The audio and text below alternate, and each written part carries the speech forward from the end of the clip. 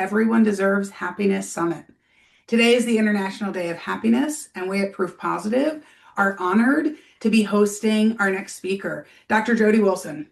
She has a remarkable story, a blend of lived experience, incredible work as a researcher, as an animal veterinarian, and she comes to us from Australia today.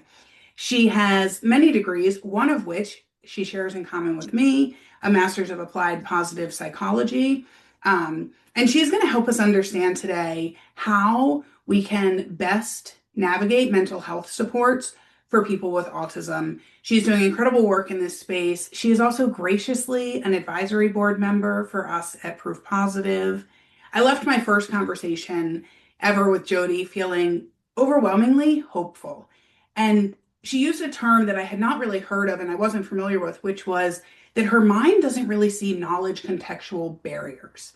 And I thought, well, I'll be darned, isn't that what we need if we're trying to break down the silos of autism sciences and pos psych sciences? And so thank you, Jodie, for being here. We are thrilled you're here. We are thrilled you've partnered with us as an advisory board member, and I'll let you take it from here. Thank you so much, Katie. I am really excited to be here. And I want to thank everybody who's still here. I imagine it's been a long day. It's genuinely a privilege to be part of an event centred on the idea that everyone deserves happiness. Now, as Katie said, I'm not from the US. I'm coming to you bright and early in the morning from Meanjin, Brisbane, in Queensland, Australia.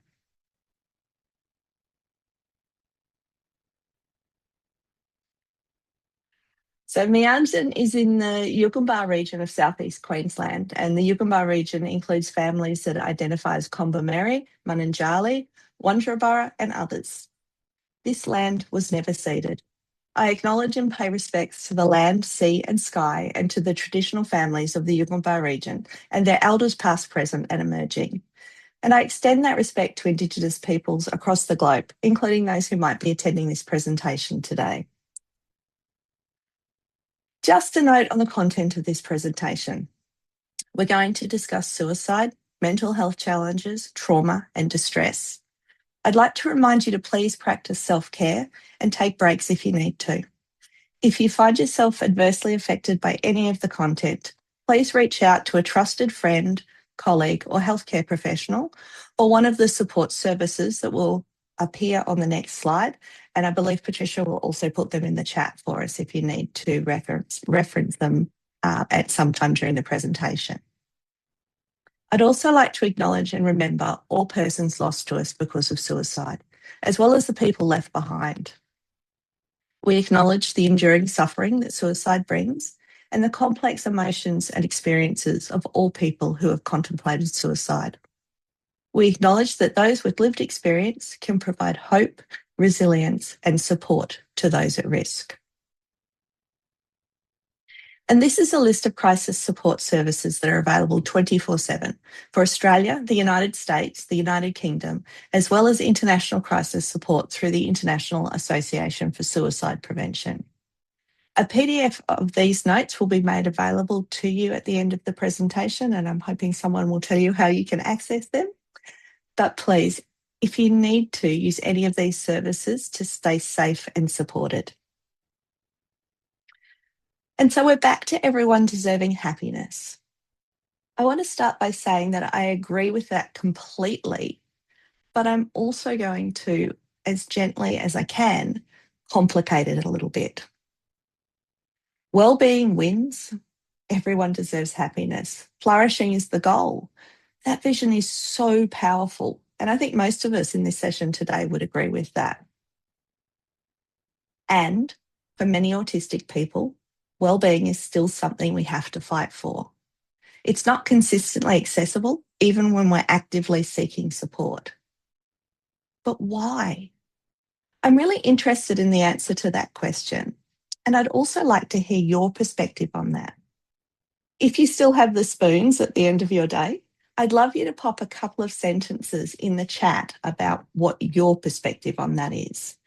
Now, the chat is a very safe space for the audience today, and only I and the Summit team can see what you pop in the chat. So you can be honest and vulnerable knowing that it will stay between you and me. Can we take a minute to let people do that? Pop in the chat what you think might be some of the reasons that flourishing, thriving, well-being still feels out of reach for so many autistic people. Maybe I'll give you a minute to do that. And in the meantime, if you don't have anything that you want to say about that, I'll invite you to join me in grounding and regulating. Especially at the end of a long day, it's really important that we do this. And so we're going to do it using one of my favourite positive psychology interventions, the Geelong 3 breaths exercise. So on breath 1, you're going to take a deep breath, you're going to notice your physical body, and you're going to release any pain or tension with your out breath. For breath 2, we'll think about what we're grateful for at this very moment. And as we breathe out, we'll say, right now, I am grateful for. For breath 3, we'll take a deep breath, and then we're going to set our intentional state. As you breathe out, you say to yourself, my intention right now is to be kind, open-minded, relaxed, curious.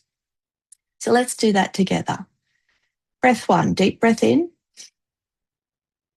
Notice your physical body at any points of pain or tension. Breathe out slowly and release any tension with the out breath. If you're autistic like me, poor interoception might get in the way of noticing what's going on in your body, but sometimes checking in, my body tells me things that I wouldn't otherwise notice. For breath 2, take another deep breath. Think about what you're grateful for right at this very moment.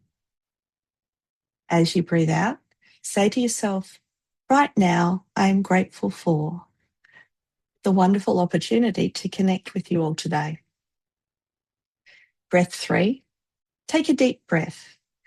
Think what intentional state you want to be in right now. And as you breathe out, say to yourself, my intention right now is to be curious, open-minded, and kind.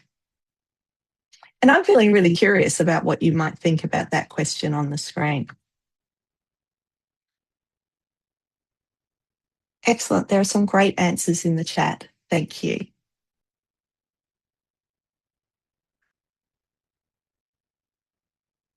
So from my understanding of the world and discussion with my research participants, we think there are a number of factors that contribute. And here are some of the ones that I think are probably significant to our conversation today. One of the reasons that wellbeing might be out of reach for autistic people is that we still don't know what autistic flourishing actually means, what it looks like, sounds like, and feels like for autistic people. We also know that to access happiness, people who come from marginalised backgrounds and marginalised identities, like being autistic, may need some equity strategies to help us to access that state of happiness. We know that for many people with disability, and let me be clear, when I talk about disability, I talk about a difference meeting a barrier. That's disability. It's the barrier, not the difference, that's the problem.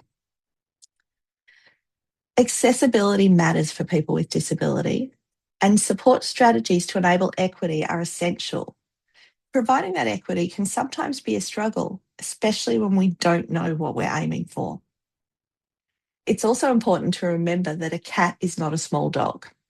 That probably sounds odd to you, but remember, I was a veterinarian in clinical practice for nearly 30 years. This is one of the things that I've often found myself telling shiny new veterinarians as they enter our workforce, reminding them that dogs and cats, although similar in many ways, have some fairly deep-seated and important differences that we need to keep in mind. This is a great model for thinking about how autistic people sit in the world. Understanding that in the same way that cats aren't small dogs, autistic people aren't broken, non-autistic people. We interact with the world differently from our holistic peers. And holistic is a shortcut way to say non-autistic. Keeping that in mind means that we don't pile on expectations that create barriers rather than enabling thriving. One of the other things that I think matters deeply is that autistic life can feel hard. because there are often so many barriers standing between us and even baseline mental health and wellbeing. Without the appropriate supports, moving from that place of just getting by towards a place where we're doing well can be really difficult. Now, it's likely that we've got a mix of perspectives in the room today. You might be here as an autistic person, as a clinician, or allied health professional, a parent or a family member of somebody with autism, or just someone who's curious and wants the world to do better. This session is designed to speak across all of those perspectives, and so I hope you'll be patient with me as we try to cover a lot in a relatively short time. So I can make sure I do a good job. It really helps me to understand who's in the room. So can I ask you to please pop in the chat what your perspective is as an attendee today? I'll give everyone a minute to do that. And while you're doing that, I might just introduce myself a little bit more. So I'm speaking today as an autistic autism researcher. I work at the Olga Tennyson Autism Research Centre at La Trobe University in Melbourne. I also spend a fair bit of time as an inclusion consultant, and I'm someone with personal lived and living experience of navigating these support systems. Sorry. I'm autistic and ADHD, and I have formal diagnosis. I'm the parent of formally diagnosed adult autistic children who are in their 20s, and I'm also parent to a 7-year-old autistic and ADHD human as well. I spent the first couple of decades of my professional life as an emergency and critical care veterinarian with a master's in positive psychology before an acquired physical disability caused me to limp away from clinical practice, and I accidentally got a job as an autism researcher. The insights I'll be sharing with you today arise from research that's co-designed with autistic adults, not about us, but with us. That level of co-design is essential as our pathway forward to discovering what autistic wellbeing might be and how we can enact and operationalise our understanding of it to make autistic thriving a reality for many people like me and, as I'm seeing, many members of our audience today. We need co-design because nothing about us should happen without us.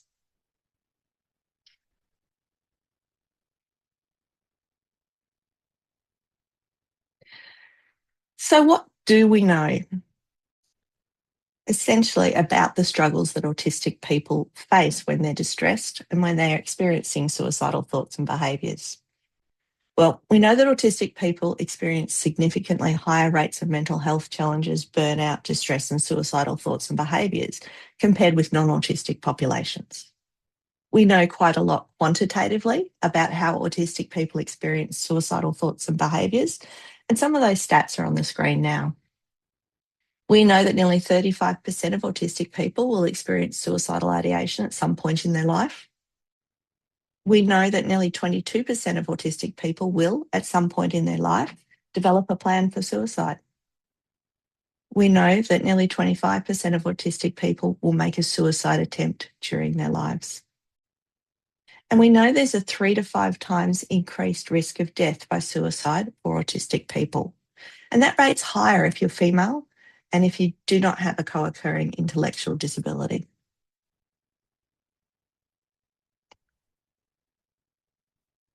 In real terms, approximately 2% of all suicide deaths globally can be attributed to the elevated risk for people who are autistic. And simply being autistic is a risk factor for suicide. That risk factor exceeds the global mortality burden of many other high mortality conditions. And I don't like these statistics. I want them to change. I've always been a bit of a data nerd, and the quantitative data, the statistics, told me what was happening, but not why. And I started to wonder if there was maybe a difference in how we need to be supported as autistic adults experiencing mental distress and suicidal thoughts and behaviours. Because we understand now that autistic people do literally experience the world differently from holistic people. And so our team decided to ask autistic people with lived and living experience of seeking supports what they'd learned, what they understood, and what needed to change. The participants in this research were incredibly generous and shared a lot of hard stories with us. I'm very fortunate to have been part of a team that's taken what we've learnt from this study and put it out into the wider world. One of my wonderful colleagues at the Olga Tennyson Autism Research Centre, Dr. Claire Brown, has just launched the Suicide Prevention for Autism Neuroaffirming, or SPAN toolkit, which is a resource for healthcare professionals supporting autistic people, as well as autistic people themselves looking for support in the context of suicidal thoughts and behaviours. And you can find it here. I would certainly recommend checking it out if you or someone you love is autistic, whether or not they experience suicidal thoughts and behaviours. There's a lot of good neuroaffirming techniques on there. And we understand that being forewarned about suicide, how to help, and what that might look like is essential in supporting people who are experiencing suicidal thoughts and behaviours. We've delivered a lot of training based on what we've learned during that research about supporting autistic people.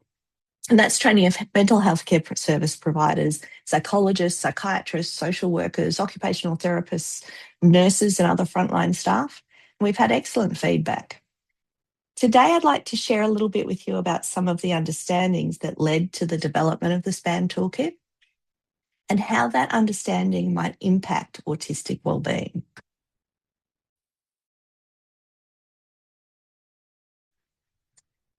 It is 8:17 in the morning here, and apparently my voice has not woken up yet. I apologise.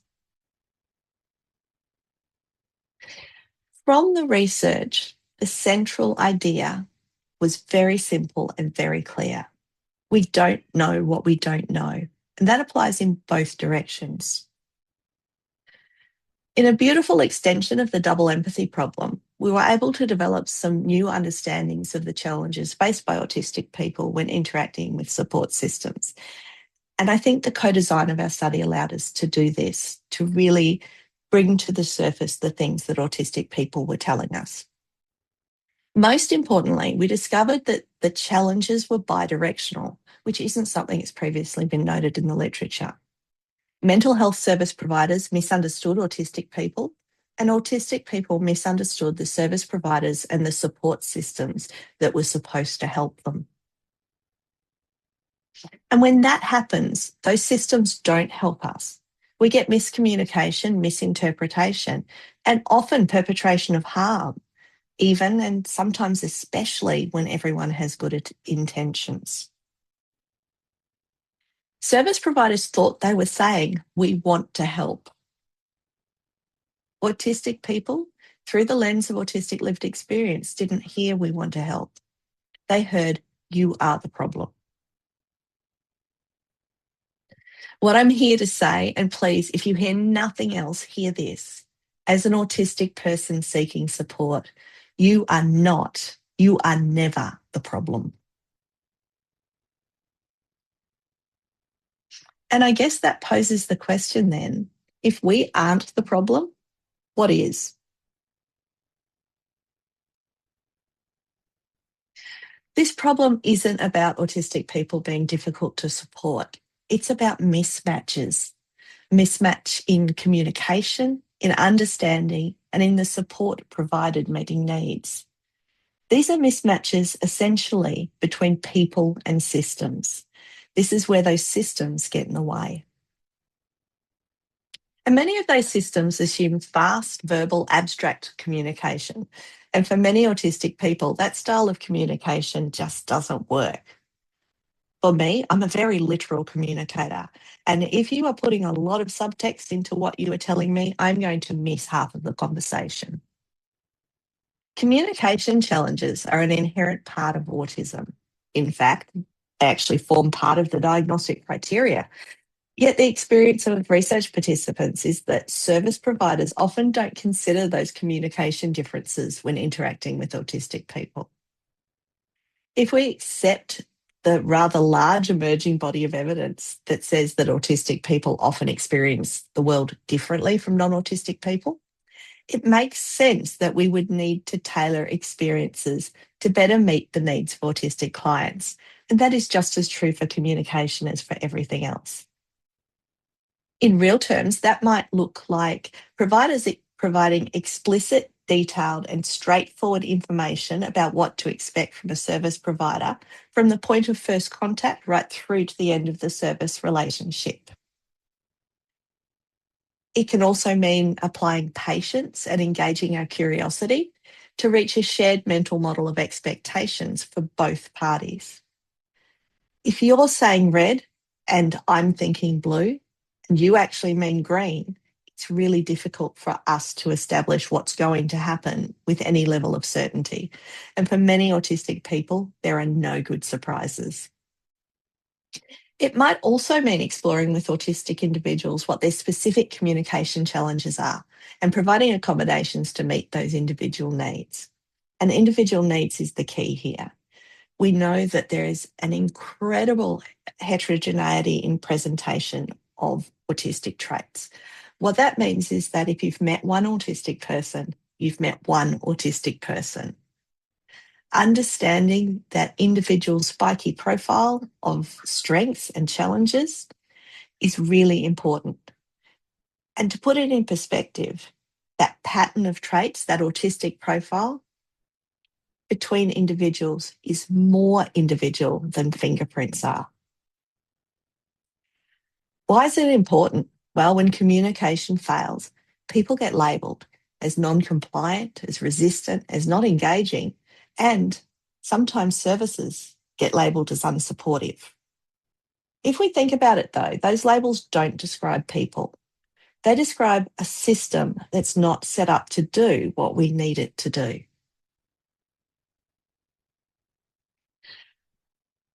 In our research, not being understood or even listened to was unfortunately a universal theme discussed by participants. In fact, many participants pointed out that service providers, including acknowledged autism experts, might know a lot about autism, but they seem to understand very little about being autistic and about autistic life. Participants spoke about being misunderstood, dismissed, or reduced to a stereotype. Participants described the complexity of their lives, particularly in terms of the impact on mental health of co-occurring conditions. Now, it makes sense to apply systems thinking to the context of any individual with complex mental health needs, and especially once we add neurodivergence to the mix, to be aware of one of the foundational understandings about complex systems. An adjustment in one part of the system may have an unexpected and disproportionate consequence in a distant part of the system. And if that does not describe my life as an autistic person, I do not know what does. Study participants also told us that invalidation was probably the most painful and one of the most common negative experiences that they encountered when interacting with mental health service providers. They reported invalidation of diagnosis. Oh gosh, you don't look autistic. Of self-identity. Aren't we all a little bit autistic? And of lived experience. Oh, you're so lucky, you're very high functioning. One of the things that really struck me in the research was that participants expressed their bewilderment that invalidation by service providers often seemed to come from a place of really good intentions. People seem to be trying to provide reassurance or help. But as one of the participants said, when somebody invalidates your diagnosis, especially if being autistic has been well integrated and become part of identity, if somebody invalidates your diagnosis, it feels like minimisation of struggle. Like someone is calling you an unreliable witness to your own life. That invalidation destroys safety and trust. And obviously that's not conducive to a good therapeutic relationship. In fact, it's widely acknowledged that invalidation in a therapeutic context is harmful. Another cause of problematic interactions with service providers was a misunderstanding of masking behaviours.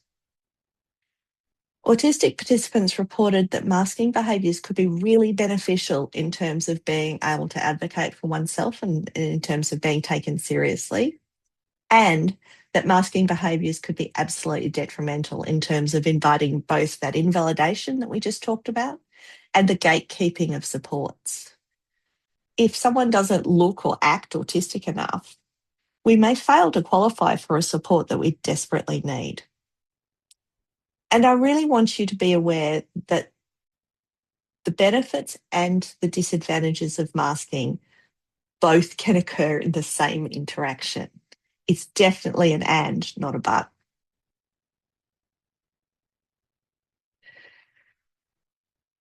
For those study participants who discussed being diagnosed as an adult, there was consensus that the diagnosis changed how they viewed the world and their place in it.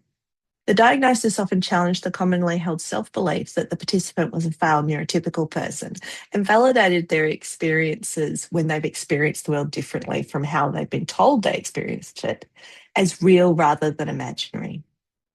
Participants also shared the importance of understanding one's own experience of autism.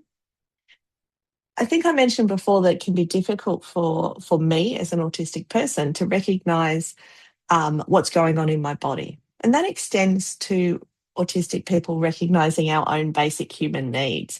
And that's often due to co-occurring conditions like alexithymia, which is a misunderstanding or an inability to recognise emotions, and poor interoception. And interoception is the body sense that tells us what's going on within our body. If we can't recognise those needs, how can we find ways to meet them? Especially if I need support to do that. So understanding what supports are available and how to find them can be extremely difficult. Many participants also described thinking about themselves in the future in a way that was rigid and negative. And participants also told us that it is possible with the right support, with the right support to develop a positive appraisal of oneself. Now, one of the things that I think probably is very relevant to our conversation about wellbeing today is that many of our participants shared with us that being a person beyond one's diagnosis, in terms of making meaningful contributions to the world, was an essential part of living a successful life. With several of our study participants stressing that that meaningful contribution is necessary, even if the contribution comes at significant personal cost to the person making it.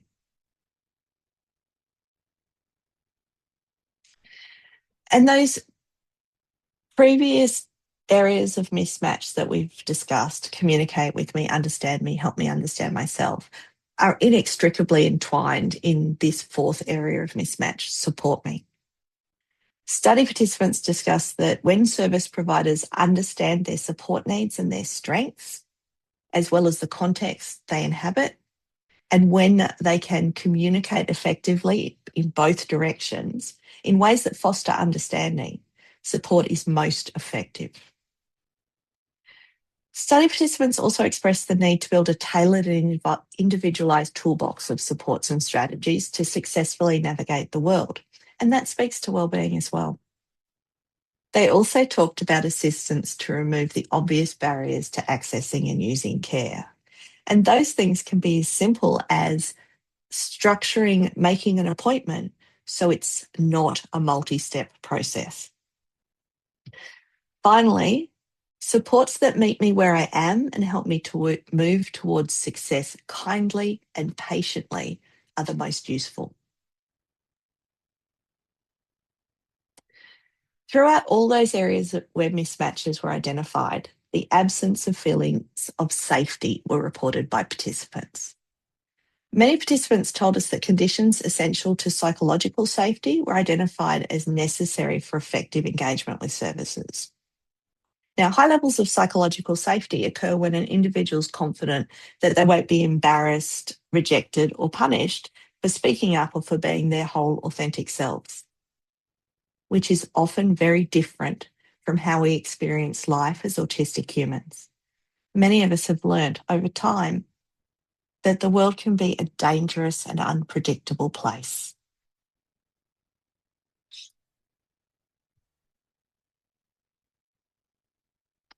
From the research and identifying those 4 areas of mismatch, 4 core support needs emerged. These 4 are the foundation of effective support. Communicate with me, understand me, help me understand myself, and support me. When we underpin everything we do with trust and safety, and we remember to apply cultural humility and remember that we don't know what we don't know, we can create effective, empowering supports. And this framework, as well as being used by service providers to make their services more useful and more accepting of autistic clients, can also be used by autistic people who need to self-advocate in those support relationships. So what does that look like in practical terms? Well, for clinicians, small shifts can make a big difference. Be explicit, validate, adapt, collaborate, apply cultural humility. And remember that shared power creates more effective support structures and that each individual is the expert in their own lives and experiences. For families, we can try reducing demand load, supporting regulation, and prioritising safety and predictability over normative expectations. For researchers like me, we can centre co-design as one of the most important approaches we take. The mantra of nothing about us without us applies today, possibly more than it ever has before. And for autistic people, we can reclaim our agency, understand that we're not broken, we are valid, and that there are good people out there in the world trying to help. We just might need to help them to get that support right for us. So here I am on the International Day of Happiness talking about suicide and seeking support for distress. What about well-being? I'm very much aware that reducing distress is not the same as elevating well-being. There is good news there though. Corey Keyes developed this dual continuum of psychological health and well-being in the early days of positive psychology as a science. And I often use it to remind myself that mental health and mental illness are on a separate continuum to languishing and flourishing. Obviously, we want everybody in the healthy, flourishing quadrant, but even when living with mental distress, flourishing is very possible. As an autism researcher who has a master's in positive psychology, I'm often asked if wellbeing science even applies to autistic brains. Spoiler alert, the answer is yes and no. Autistic humans are humans and we deserve happiness. We're capable of happiness. There's real potential to improve autistic lives using the science of positive psychology to design changes that promote flourishing. The no part of that answer comes from the fact that we have a very limited understanding about what well-being actually is in general, and especially about well-being outside a privileged normative experience of the world. Positive psychology's greatest potential to improve autistic well-being is through co-design. Centering autistic voices and autistic experiences of well-being is essential as we learn more about what it might mean to be autistic and thriving. And I'm going to share something with you now that is very important in my inclusion work. We need to be prepared to fail and we need to be prepared to try again. As a positive failure practitioner, I learn from every mistake I make. And as an inclusion consultant, I'm very aware that iteration is the love language of inclusion.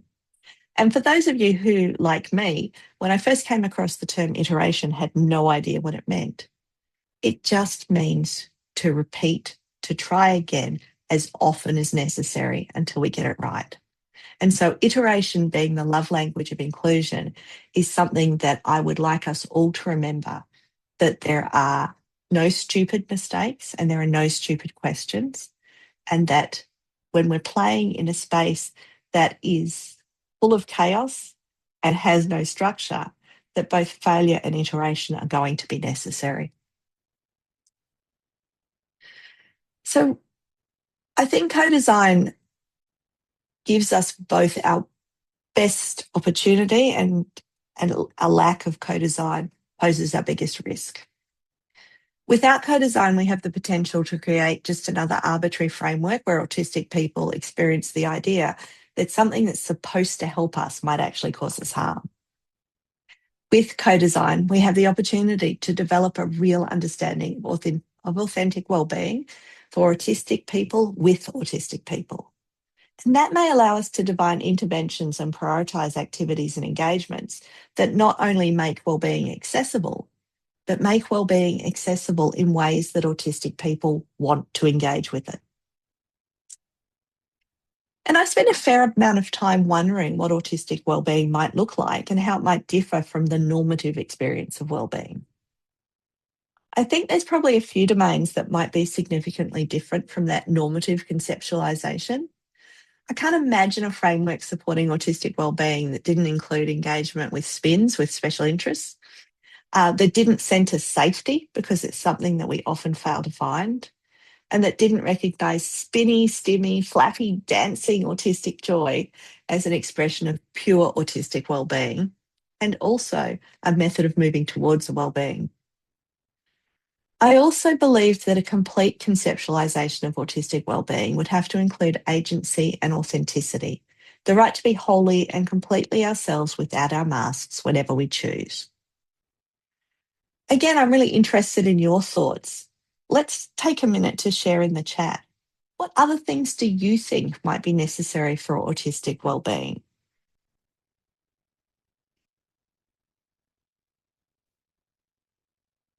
And I can see some of those popping up now. Please continue to throw them in there as you think about it. These initial crowdsourcing of ideas is one of the ways that some of the best research starts. I truly believe that when wellbeing wins, we all win. That's when wellbeing authentically works for us, which means wellbeing needs to authentically understand us. And for autistic people, we've got a way to go there. As much as it might seem unlikely, even in my work around suicide and distress for autistic people, I can see the spaces where wellbeing does win. And in those micro moments of joy and connection and positive emotion, I find the energy to keep going, to take one more step towards a world where autistic thriving is expected rather than the exception. That was really brought home to me by one of the participants in the study that we've been talking about today. That participant shared a story of vastly different experiences interacting with two different mental health care professionals during the same hospital admission. After hearing the story, our researcher asked, "And what difference did that make to you, feeling heard and understood by the second staff member?" The participant responded, "The same difference between knowing the world and everything in it is hopeless and there's no point in trying because it's actively hostile to your existence, and knowing that in spite of the world being hostile, there are parts of it that are safe." And in that interaction, I see hope. Hope is one of the more robust constructs of positive psychology. And we know that hope is a mitigator of distress, reduces suicide risk, and that reclaiming hope is one of the first steps that we can take as autistic people to find where our well-being truly lies. I think that sounds like it's really worth it, don't you? And I think we've finished with enough time to take questions if anybody has any. Jodie, I have to tell you that when hope just appeared on the screen, there were tears in my eyes because we are 11 hours into a 12-hour day saying that we have to raise awareness, and you are the 11th of 11 speakers who have mentioned the word hope.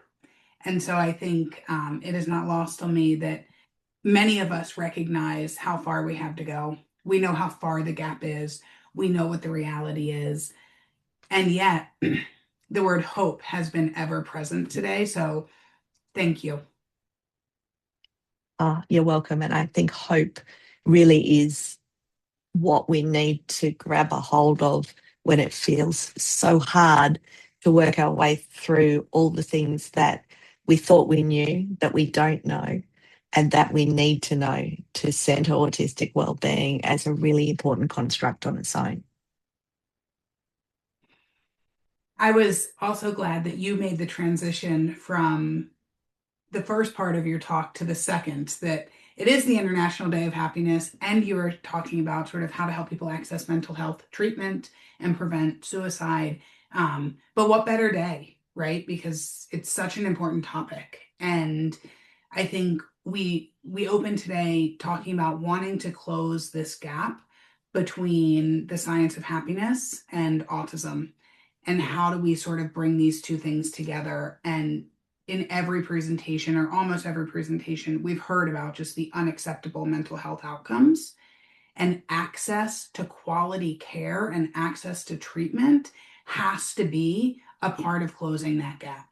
We aren't going to get to flourishing if we can't even help people get the treatment that they need for the mental health conditions that are just 3, 4x that of their neurotypical peers. So, um, Yeah, I absolutely agree, Katie. And I think that one of the things that we sometimes fail to recognise as practitioners, and this is from the practitioner viewpoint, is that while we might be trying to support someone's mental health, and that's that mental health, mental illness continuum, how we do it impacts that flourishing, languishing continuum, and that how becomes so important. Patricia, questions from the chat? Yeah, we did have one question, and I also just, there's been, you can see the chat too, but it's hard to monitor it when you're presenting. But we've got, autistics, autistic practitioners, we've got all sorts of things, and could not agree more with Hope. One also mentioned faith, which is something we heard a little bit before earlier too, about how, faith is, or, kind of belief systems around things as well. So, yeah, thank you guys for participating.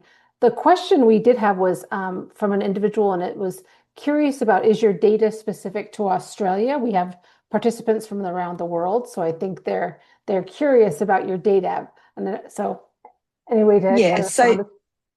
absolutely, I'm happy to clarify that. So the main study I was talking about is an Australian population study. However, one of the things that we did was look to the wider data to see if what we were finding was consistent with what people are finding in the rest of the world. And in similar developed nations with similar sort of socioeconomic structures, that what we've found, what we've applied, is very much consistent with other studies that are published in the same area. There were a few things that we managed to, construct with our participants that haven't previously been noted.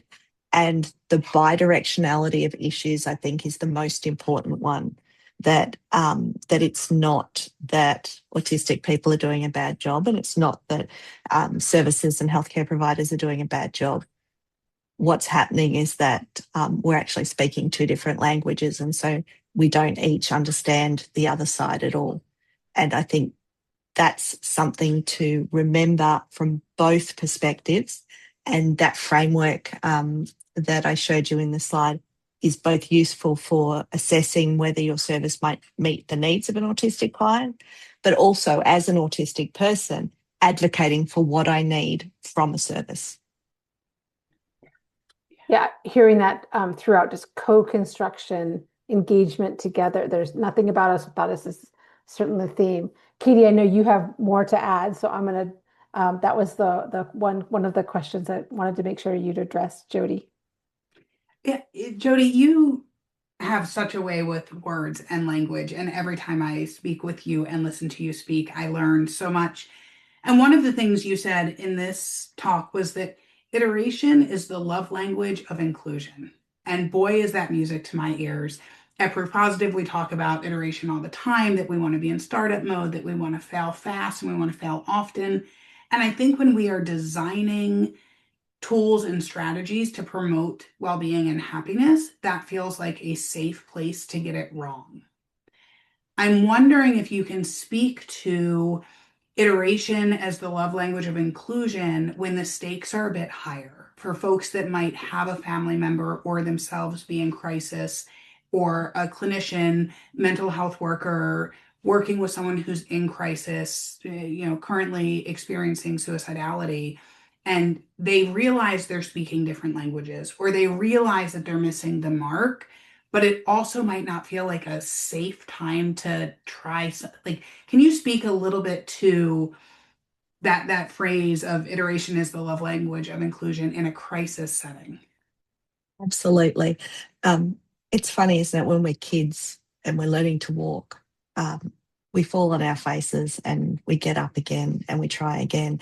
And sometime between that process of learning to walk, to interact with the world for the first time, and the space where we may be the helpers rather than the person who needs the help, we suddenly start to believe that failure is dangerous and unacceptable. I think for me, what I find, and I do a lot of peer mental health support, and I'm always very upfront with the fact that I don't have the answers, and I'm willing to try and try and try again, and that the more times we fail, the closer we get to active support. And I think being honest and authentic about the fact that we probably won't get this right the first time and we'll have to make adjustments does two things.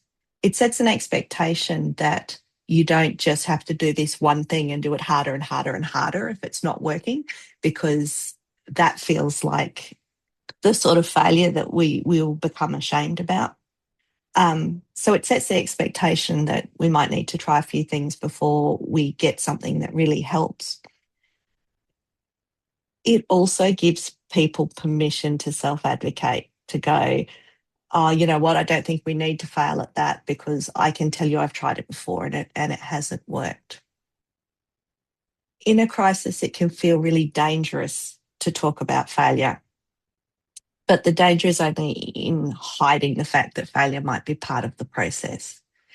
And by the time someone is in a state of distress, by the time we're doing, for example, an urgent crisis suicide prevention intervention, people are very aware that not everything works. And so they're not going to be surprised by that. But what they might be surprised by is authenticity and honesty and transparency around what the process might look like, but they'll be surprised in a good way.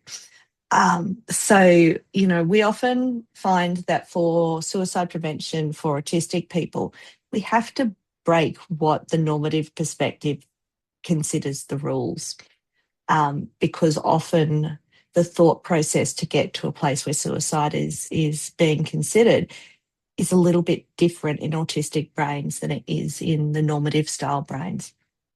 And so we may have gotten to the point where we've actually logically gotten to the point where suicide is a consideration. So telling somebody that that's not a considered outcome is unhelpful. And what could be more helpful is saying, we might not get this right the first time, but I promise that we're going to keep trying. And I promise that life is not going to continue in the same way that it is now. You don't have to live in this constant state of distress. What I do want to make sure is that you do live and that life gets better. And so framing it around the way autistic brains work, and the way that we need honesty and authenticity, because otherwise there's no trust and safety and we can't connect. Those little changes, and I guess signposting the idea that failure is going to be part of it, and signposting that iteration is going to be part of it, that I'm not going to give up if something doesn't work. So please don't you give up either. And Does that answer that? yes. And I think the third signpost I hear you saying over and over again is that you're guaranteeing this person that you're going to stay with them through the process. Yes. And that support and that knowing that one person, if you're the only person, is going to be with them, and that there is hope, and that you are going to, regardless of how many things you try and fail at, you are authentically invested in helping them get through this. And I think that underscores so much of what we've talked about today, which is, and as you know, Chris Peterson summed our field up as other people matter. And Right. we are achieving flourishing because, like Zach shared, sort of coming together in a gaming community and really connecting in meaningful ways, other people matter. Or someone is really at the end of their options as they see them, and you show up for them and say, I'm going to sit here with you. I'm going to work through this. I'm going to iterate. We're going to fail, but we're going to get through this together. Other people matter. And so on the International Day of Happiness, we have to pay respects to Chris Peterson and his genius in really summing up the whole field many years ago. Absolutely. And I think that's one of the things that we sometimes forget when we talk about autistic humans is that while social communication might look different for us, we are human and connection is a basic human need. What that connection looks like might not be what you would expect from a normative perspective, but connection is life-saving. And it's life-saving whether it is in real life or virtual space, whether it's someone you know or a stranger who you're able to connect with in a time of crisis. Humans are humans and other people really do matter. Absolutely. Jodie, it's a pleasure as always. I wish we had more time. I love learning from you and with you. So thank you, thank you, thank you for your time. For those of you that are still with us at the end of this 11-hour day, we have one session to go. Join me with Jessica Miller. She is the Vice President of Therapy Services and Autism Services at Easter Seals, Southern California, and she is going to help us understand how to put all of the science and skills of happiness to work in ensuring that the workforce surrounding people with developmental disabilities is supported and well and able to thrive as well. So you know the drill by now. Out to the lobby, back into the next session. Jodie, it was an honor. Thank you so much for being here, and we hope you'll pop over and